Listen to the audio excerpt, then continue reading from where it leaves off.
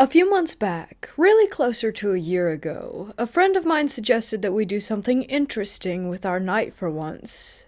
He told me about how he had been to one of the city's cemeteries after dark a few times, and that it terrified him, but in that sort of way that makes it worthwhile. I was a little against it at first, because the cops like to check on the area often, and there was no way we were going to be walking into the graveyard sober. Of course, however, my mind changed when we got to talking. "You know about the witch?" He started cracking a grin. "I think so." I had heard very little.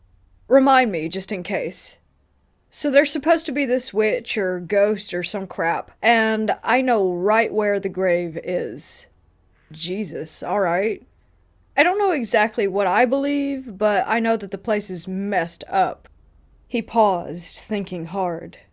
I said, "I honestly don't believe in anything, but a dark graveyard is scary anyway. Definitely need to check it out sometime if we don't get to it tonight." He popped up with, "Oh man, I just remembered there are these dead kids." "What?" "There's a bunch of graves together for this one family, and a bunch of them are these kids. That spot is extra creepy. They're all old as hell, from like the 1800s or something."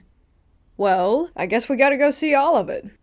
We pulled into the lot when the sun was setting and decided to smoke a little bit in the car since we had time anyway. As we smoked, the whole place emptied out, and we were the only ones in sight. By this point, we were at a comfortable level of dissociative perfection, so we brought just a little bit of it with us. And, of course, my pack of cigarettes, which is no longer a habit of mine, but at the time was a means for managing stress. So, off we went, with a bit of sun still shining and one single truck riding through the cemetery. We figured it would be good to wait for the truck to leave, assuming it was a worker watching for any unwanted guests. Although they had left the gates wide open, we were a little unsure of the legality of being around after dark, and a little bit uneasy about some psycho employee ratting on us and getting us caught with what we had. After about 10 minutes and 3 or 4 rounds of the truck passing by, we figured it would be smart to just go ahead and hide wherever we were if he passed by us again. We made our way down the main hill that leads into the center of the cemetery, and we noticed a chill that seemed to pass as we entered the real part. I passed it off as a weird current made by the creeks and the cooler air in that area, but a part of the primal fear that remained in the back of my mind made me question my devotion to reality. There were a few times where we had to hide behind a tree as the truck made its way back around, and then we would make a few more minutes of progress.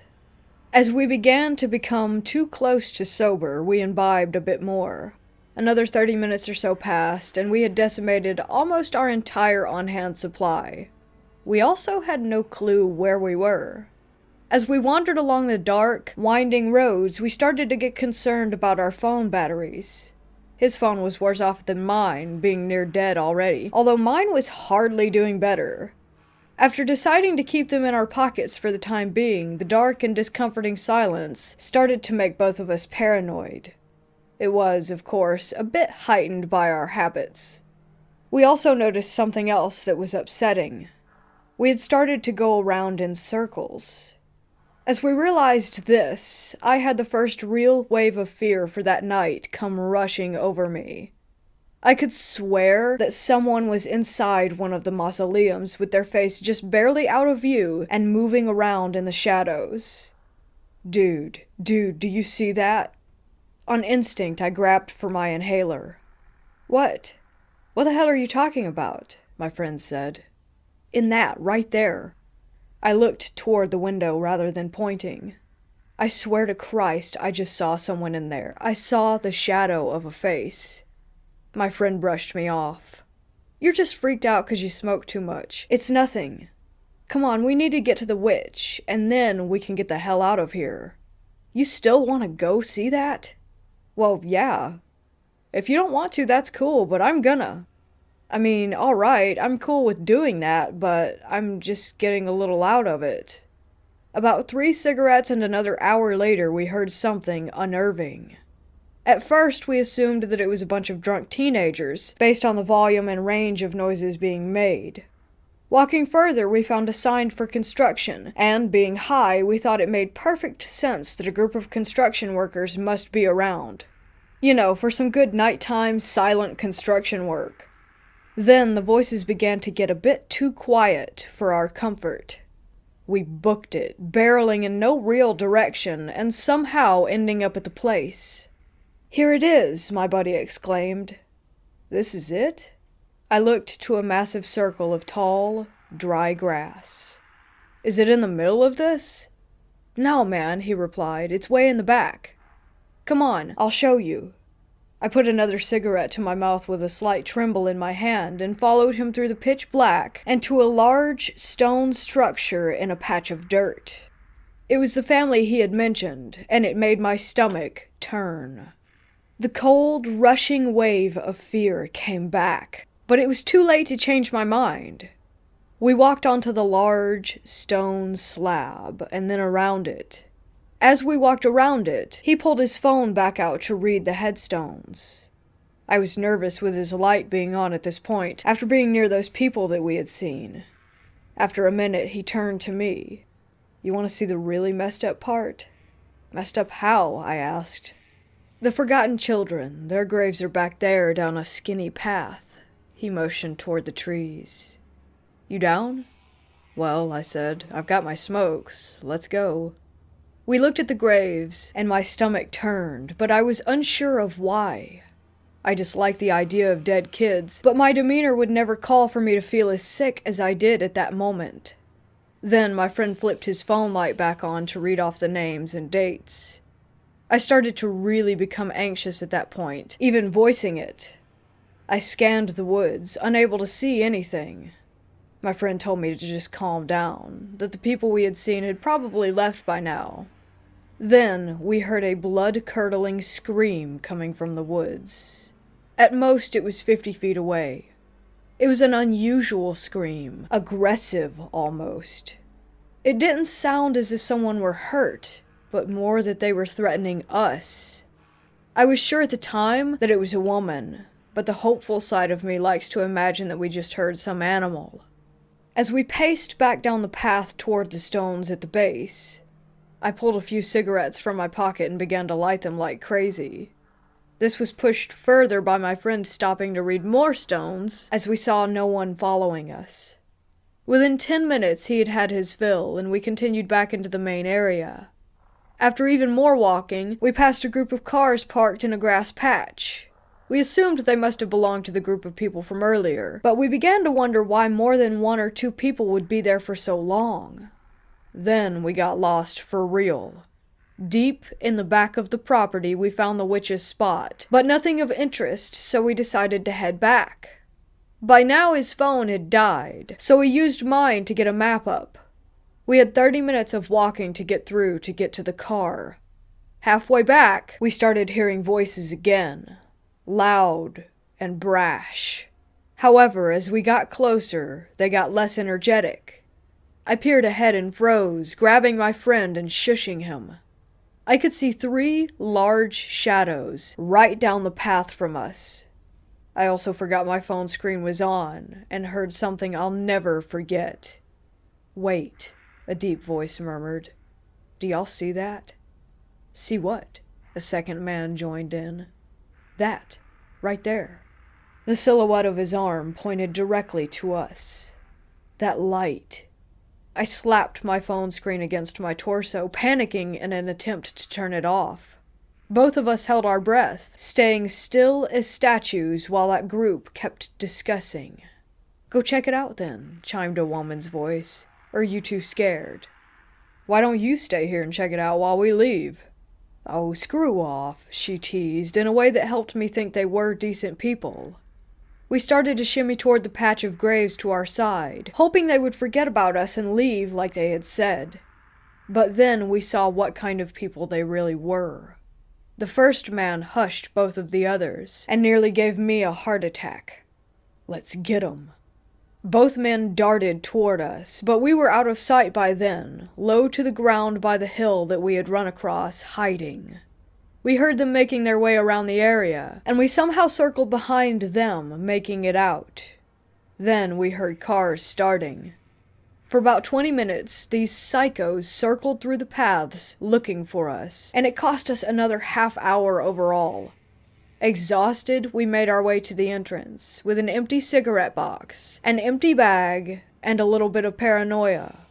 We got back to his place and spent at least another hour talking about how insane that all of it had been, and then we had a thought. A ridiculous, but unnerving thought. What if we saw nothing at the witch's spot because she had been in the woods by the family? And then an even worse thought popped up. What if the scream wasn't aggressive like I thought, and those people had done something to someone right near us? Whatever really happened, I know one thing. I'm never going back there without a full group of friends and fully charged phones.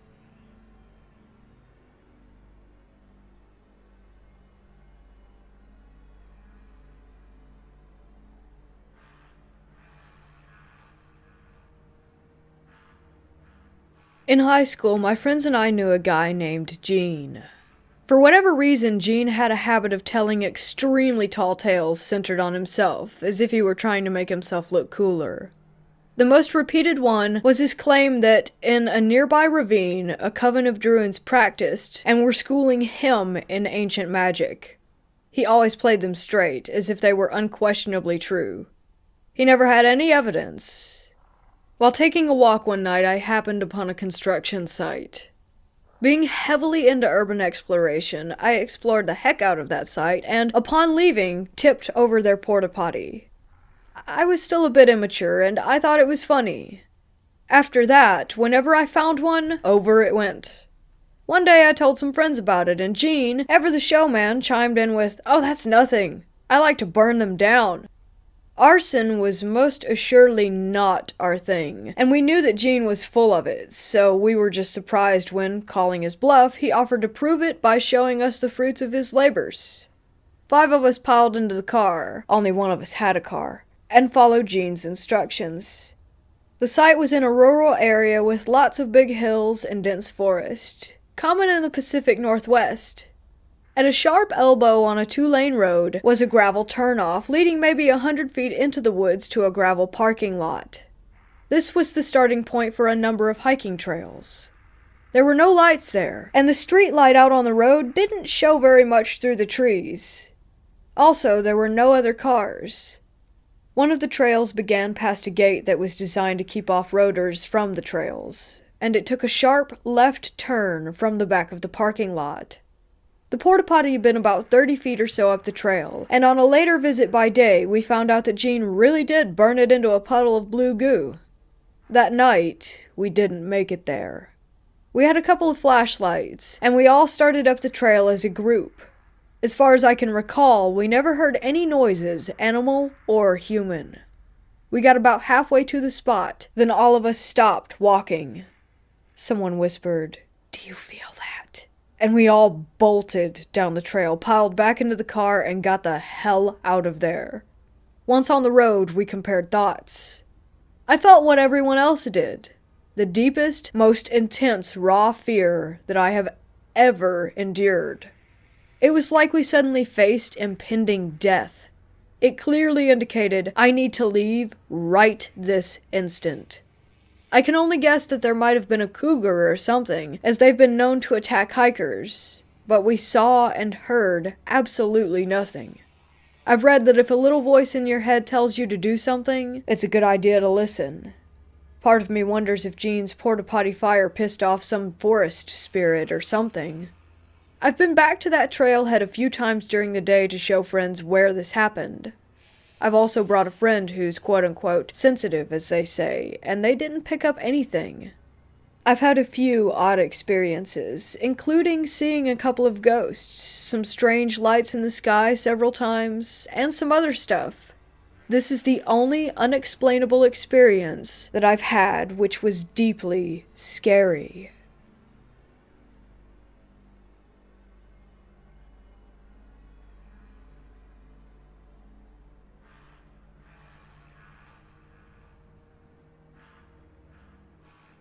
The area where I live is a heavily wooded Indian residential area, and we have no neighbors, and the closest town is about 15 minutes away. The only animals that come around are coyotes, black bears, sometimes wolves, and since I live in the southern part of Canada, there aren't any mountain lions that I've seen anyway. So a few nights ago around 2:50 a.m., I heard my dogs barking like crazy, and I got pretty annoyed by this because they never usually do it. It was hard for me to sleep, and I pulled out my phone to check the time, and like I said, it was almost 3.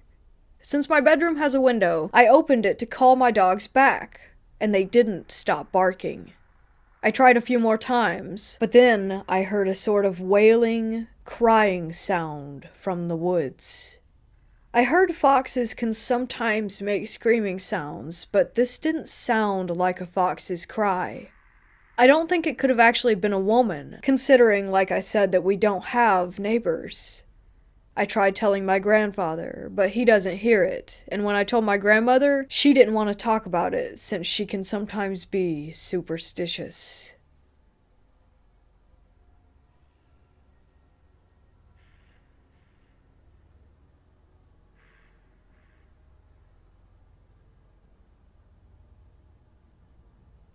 This is my story from about 4 years ago. I was on a camping trip with some friends when we decided to go a little bit further into the forest to get the best location at the river. We had some beers and went swimming. When it started to get dark, almost all of my friends wanted to go home. Only my buddies Flo and Laura stayed with me. We lit a fire and continued to drink beer. After some hours, I felt like I had to go to the toilet. No problem, even had toilet paper in my backpack. Our camp was located right at the river, and a big field of high grass separated us from the forest. I decided to go to the high grass right in front of the trees, so I grabbed my phone as a flashlight and grabbed the toilet paper and went in the direction of the forest. It was pitch black, and because of the branches of the trees, I couldn't even see into the forest with my flashlight. So I sat down with my back to the forest and started doing my business. I was about 160 feet away from my friends now and couldn't even hear them talking anymore. When I was almost finished, I heard a sound coming from behind me. It was like the rustle of dry leaves or the crackle of branches. I know it's the kind of horror movie stereotype. I stumbled and said, "Hello? Who's there?" 2 or 3 times. But no one answered. I thought it might be some kind of animal, so I screamed as loud as I could. But to my horror, this thing got even closer. I finished as fast as I could, which still felt like an hour to me, while the sound came closer and closer with each passing second. When I stood up and started running, the thing was so close that I expected it to grab me from behind as I tried to escape. So I ran as fast as I could, screaming and crying. When I arrived at our camp, I told my friends everything. They didn't really believe me, but they were pretty scared themselves. I was 17 at the time, big and muscular, and normally not the type of guy to cry. But this thing made me cry, and it would make me again. I could not sleep at all that night. I sat in my sleeping bag, the river to my back, while staring into the direction of the forest. There were no sounds or anything, just the sound of the wind and darkness. In the morning, we packed our stuff and made our way home. I won't go anywhere near that forest anymore. Jokes were often made about me, but I know what I heard, and I get the shivers right now just while writing this. In Germany, we have no dangerous animals living in the forests. But every animal in our forest would avoid contact with humans, especially when you shout at them.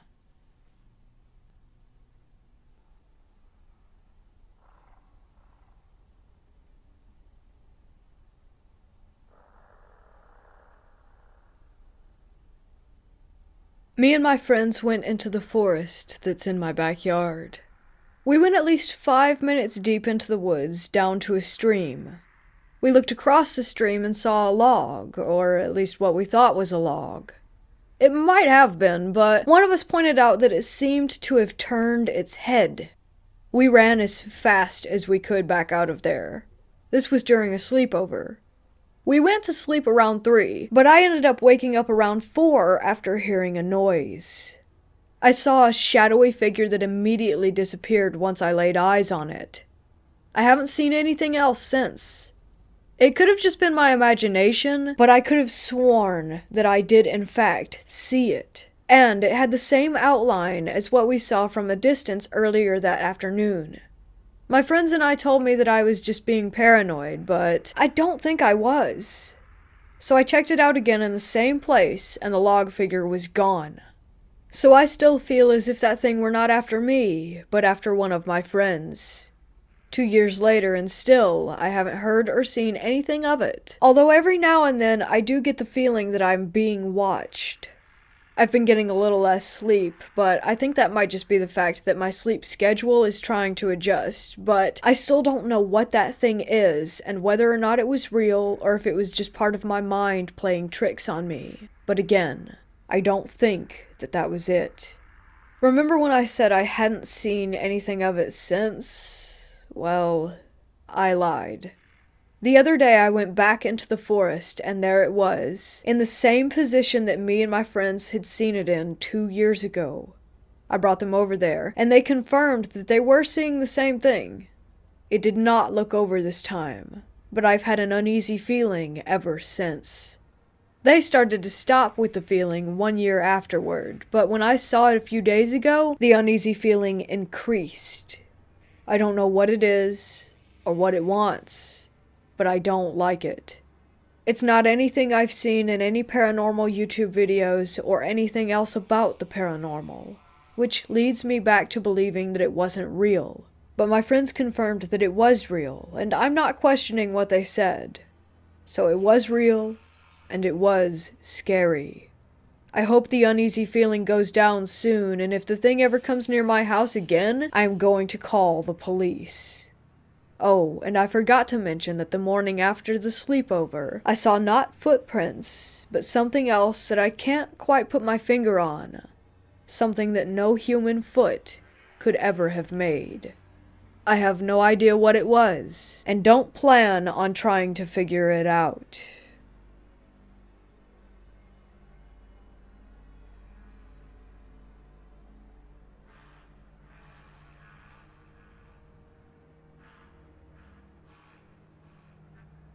This incident happened to me when I was 14, and I've told the story and gone over it in my mind so many times exactly as it happened that it feels as if it were just yesterday.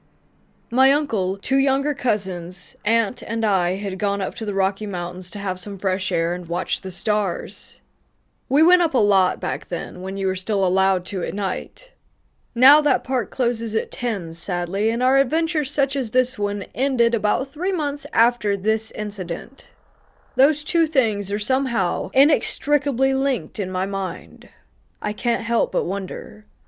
We all 5 piled out of my uncle's AMC hatchback, a tight fit, and stood around the car on the side of the dark road talking about life and joking about Mothman. Betty, my aunt, was the first to hear a noise in the woods across the road to our left, but we dismissed it as an animal, and the adults and I, being older and in on the joke, tried to scare the kids. But a loud crash came from the woods, when no one had thrown anything, nobody had gone over there, and I'd had my eyes on the whole group the entire time, which meant that none of us were laughing now. My uncle chuckled nervously. Let's get in the car. We got in silently. Something had changed. The wood was quiet except for the sound of the car itself toiling down the mountain, as something followed our car, moving the trees about 10 yards behind us on the driver's side where the mountains slanted down. Nothing but trees over here, I thought. What the hell could that thing be? Feeling the tension in the car, I took matters into my own hands and leaned out the back driver's side window intrepidly. It was still behind us, crashing through the trees and moving through the treetops, right after our car. My mind grew curious. Go faster, I urged my cousin Brian. He sped down the winding road, but the thing in the forest followed. I looked at the speedometer. 35. We could do this.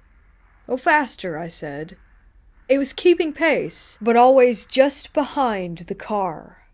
I was livid that I could not catch a glimpse of whatever was big enough to make such a racket and bend the trees to its whim. I finally yelled at him to go faster, but again, the thing kept up. Our tiny car was racing down the winding mountain road, sheer rock on one side of us, certain death on the other, our headlights the only things lighting the way down, as we sped out the gate of the park, turned, and peeled down the paved road toward town. The kids were in tears. Brian nearly was too. Betty was silent, something which, if you knew her, you'd know the gravity of the situation when she actually chooses to shut up. Brian was yelling back at me and asking me what that thing was as I crawled back into my seat and buckled up. No, I said dejectedly. I couldn't see a thing.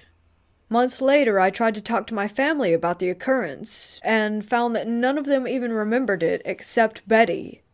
They had blocked it out of their memories, I guess from sheer shock, the poor souls.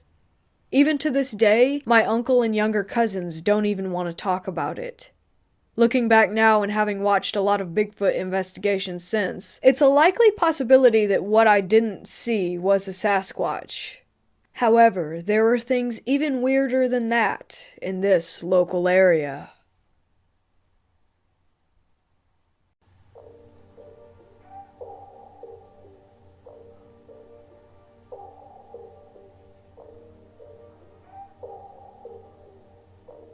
Alright everyone, I hope you enjoyed these true scary stories, and if you did, make sure to hit those like and subscribe buttons for me along with that notification bell to stay updated on all the latest content. To have your own horror story featured, feel free to submit it to me via the email included below in the description. Also down there you can find the links to other playlists with lots more awesome creepy content for you to enjoy. Thank you so much for watching, and I'll see you again soon. Until then, don't forget to embrace the terror.